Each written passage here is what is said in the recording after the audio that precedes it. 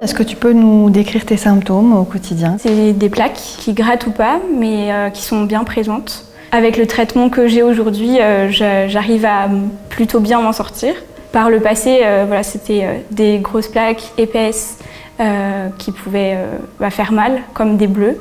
Est-ce que la maladie a des conséquences émotionnelles, par exemple, ou sur ta vie quotidienne? Ça a été surtout des impacts émotionnels, justement, sur la confiance en soi, sur l'acceptation de son corps. Le regard des autres a eu beaucoup d'impact, surtout du fait que la maladie était bien présente vers 17-18 ans, où j'étais en âge de créer des liens sociaux, rencontrer du monde. Et c'est à ce moment-là où ça a été vraiment le plus difficile. J'avais honte en fait de l'image que je renvoyais aux autres.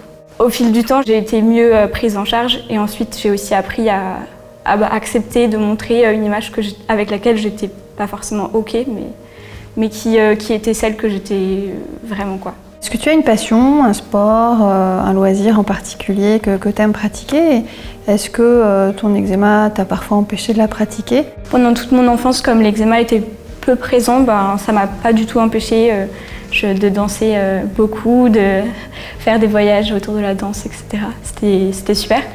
Et dès que l'eczéma s'est aggravé, j'ai malheureusement arrêté la danse. Maintenant que j'ai trouvé un traitement qui me permet d'aller mieux, j'ai enfin repris le sport et j'aimerais bien pouvoir reprendre la danse maintenant.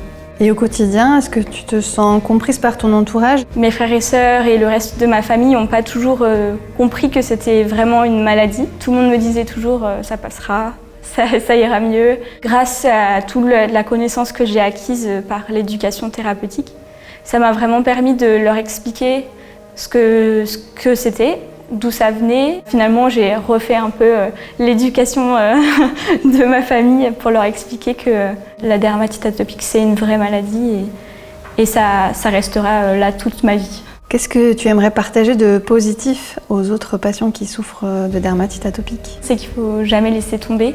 Il y a toujours des solutions, toujours la solution la plus adaptée à chacun d'entre nous. Et il faut persévérer, aller voir un autre médecin si celui qu'on a vu ne nous convient pas ou ne nous apporte pas les solutions qu'on aimerait avoir.